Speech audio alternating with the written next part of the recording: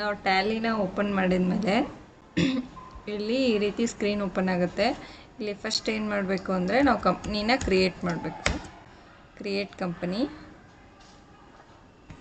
So ಇಲ್ಲಿ data path ಅಂತ ಬರುತ್ತೆ. ಫಸ್ಟು ಈ ಡಾಟಾ ಪಾತ್ ಆಲ್ರೆಡಿ ಸರ್ವರಿಂದಿದೆ. ನಮಗೆ ಬೇಕಾಗಿರೋ ಪಾತ್ನ ಸೆಟ್ ಮಾಡಬೇಕು ಅಂದರೆ ಸೆಲೆಕ್ಟ್ ಫ್ರಮ್ ಡ್ರೈವ್ ಅಂದರೆ ಇಲ್ಲಿ ನಮ್ಮ ಸಿಸ್ಟಮಲ್ಲಿ ಎಷ್ಟು ಡ್ರೈವ್ಸ್ ಇರ್ತಾವಲ್ಲ ಅವೆಲ್ಲ ವೀವ್ ಆಗುತ್ತೆ.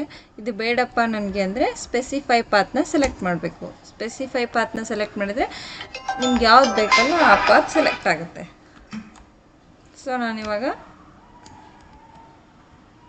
ಸೆಲೆಕ್ಟ್ ಮಾಡ್ತೀನಿ. ನಿಮ್ಗೆ ಯಾವ್ದು ಬೇಕಲ್ಲ ಆ ರೀತಿ ಡಾಟಾ ಫೋಲ್ಡರ್ನ ನೀವು ಕ್ರಿಯೇಟ್ ಮಾಡ್ಕೋಬೋದು.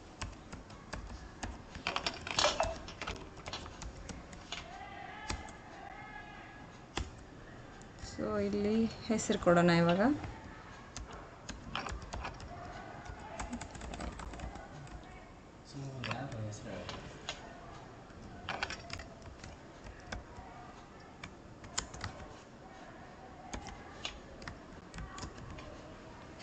ಕಂಪನಿ ನೇಮ್ ಅಂದರೆ ನಿಮ್ಮ ಫರ್ಮ್ ನೇಮ್ ಏನಿರುತ್ತಲ್ವ ಆ ರೀತಿ ನೀವು ಫರ್ಮ್ ನೇಮ್ನ ಹಾಕಬೇಕು. ಮೇಲಿಂಗ್ ನೇಮ್ ಅಂದರೆ ಆಟೋಮೆಟಿಕಲಿ ನೀವು ಕಂಪನಿ ನೇಮ್ ಹಾಕಿದ ತಕ್ಷಣ ಆಟೋಮೆಟಿಕ್ಕಾಗಿ ಬರುತ್ತೆ.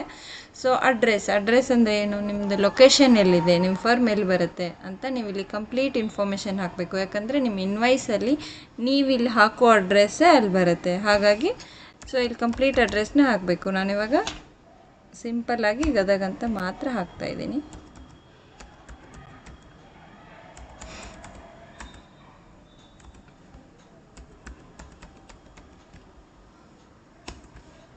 ಸೊ ನೀವು ಕಾಂಟ್ಯಾಕ್ಟ್ ನಂಬರ್ ಬೇಕು ಅಂದ್ರೂ ಹಾಕ್ಬೋದು.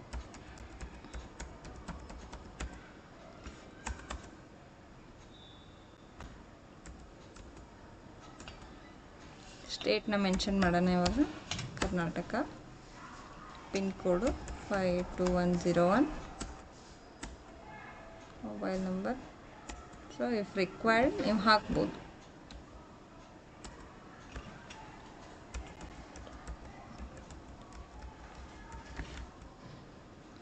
ಇಮೇಲ್ ಏನಾದರೂ ಇದ್ದರೆ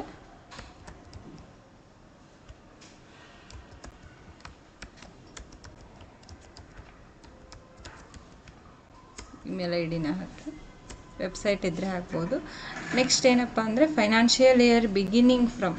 ಫೈನಾನ್ಷಿಯಲ್ ಇಯರ್ ಬಿಗಿನಿಂಗ್ ಫ್ರಮ್ ಅಂದರೆ ನಾವು ಫೈನಾನ್ಷಿಯಲ್ ಇಯರ್ ನಮ್ಮದು ಸ್ಟಾರ್ಟ್ ಆಗೋದು 1/4/2025 ಟು 31st ಮಾರ್ಚಿಗೆ ಎವ್ರಿ ಇಯರ್ ಎಂಡ್ ಆಗುತ್ತೆ. ಸೊ ಇವಾಗ first financial year beginning already start ಆಗಿದೆ 1st April 25.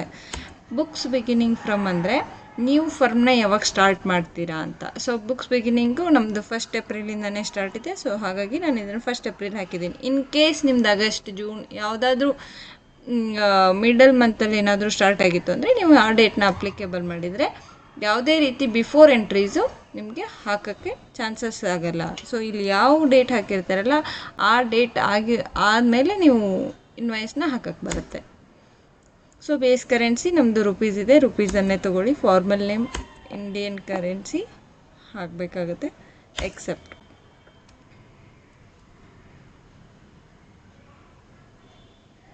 ಸೊ ಇವಾಗ ನಿಮ್ಮದು ಕಂಪನಿ ಕ್ರಿಯೇಟ್ ಆಯಿತು.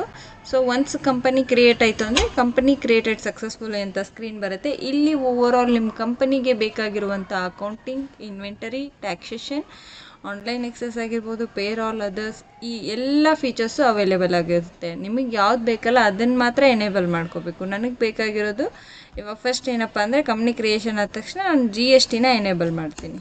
ಸೊ ಲೆಡ್ಜರ್ಸ್ ಎಲ್ಲ ಬೇಕಾಗುತ್ತೆ. ಸೊ ಹಾಗಾಗಿ ನಾನು ಇಲ್ಲಿ GST ನಂಬರ್ನ ಮೆನ್ಷನ್ ಮಾಡ್ತೀನಿ.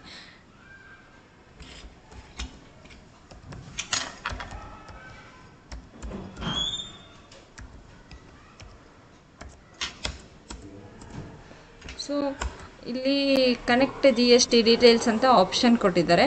ನೀವು ಇಲ್ಲಿ ನಿಮ್ಮದು GSTR1 ಫೈಲ್ ಮಾಡೋದಕ್ಕೆ GSTR ಪೋರ್ಟಲಿಂದು ಯೂಸರ್ ನೇಮನ್ನು ಹಾಕಬೇಕು.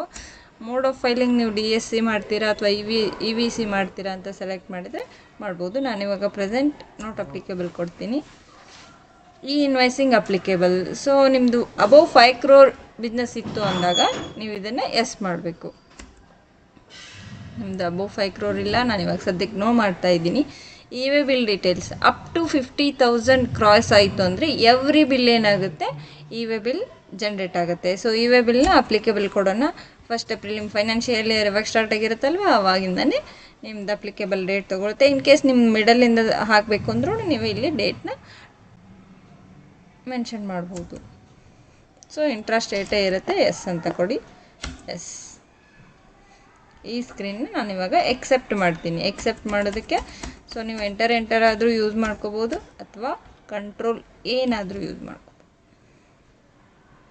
ಇವತ್ತಿನ ಈ ವಿಡಿಯೋದಲ್ಲಿ ಹೇಗೆ ನಾವು ಕಂಪ್ನಿ ಕ್ರಿಯೇಟ್ ಮಾಡಬೇಕು ಅನ್ನೋದು ಗೊತ್ತಾಯಿತು.